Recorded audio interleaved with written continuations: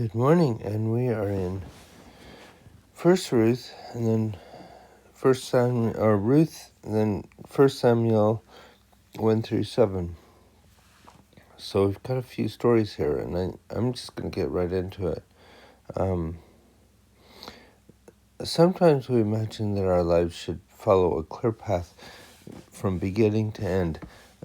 The shortest distance between 2 points is a straight line, after all. And yet, life is often full of delays and detours that take us in unexpected directions. And the older I get, the more I see this in everybody's life that I've met. Even people that seem to have followed this certain path, they've had different challenges that they had to face than what they thought they would have to face. Ruth and Hannah surely understood this. Ruth was not an Israelite, but she married one, and when her husband died, she had a choice to make.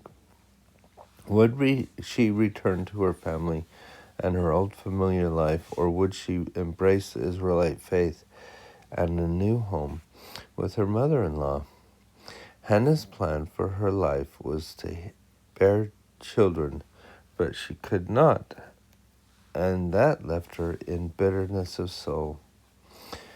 As you read about Ruth and Hannah, consider the faith they must have had to travel their unexpected paths. Then think about your own journey. It's different from Ruth's and Hannah's, anyone else's. But through the trials and surprises between here and your eternal destination, you can learn to say with Hannah, "My heart rejoiceth in the Lord."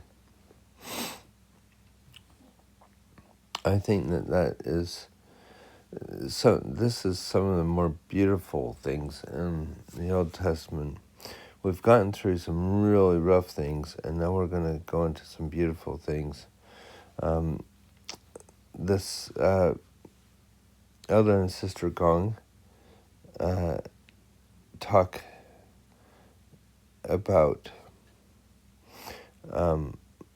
both the reading here and some reading in Kings as well, and the messages that we can learn by listening to the Lord. And that's worth watching as well.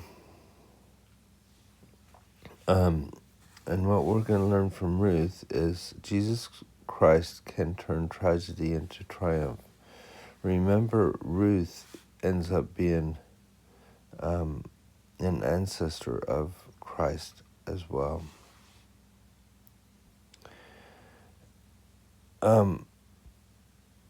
Then part of Ruth and to Samuel, I can trust God will guide and help me regardless of my situation.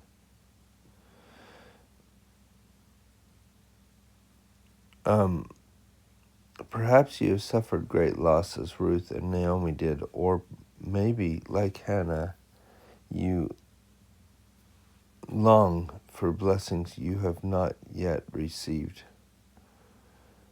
I think these are things that we can ponder on as we go through. And, they can put this in here because most of us have had something in our lives. It might not be a loss of it or going childless, but it might be that we lost a child. It might not be that somebody died in our lives. I think about my own mom and what she's had to go through pretty much all my life without her husband and raising 9 children.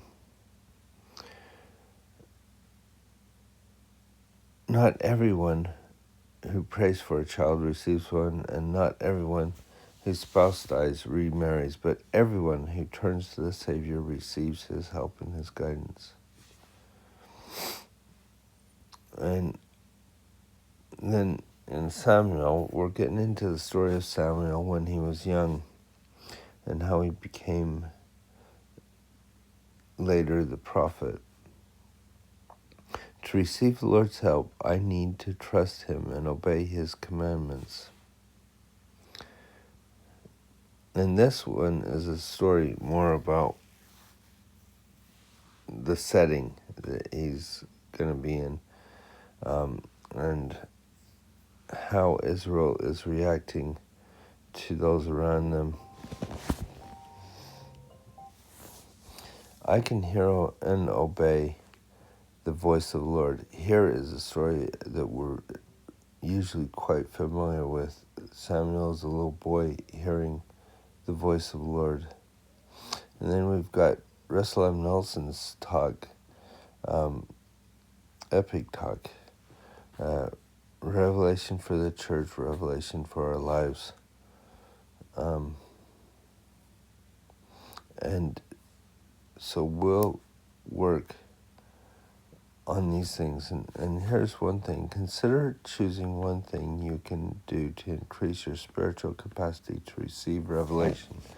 And maybe throughout this, we can think of that more.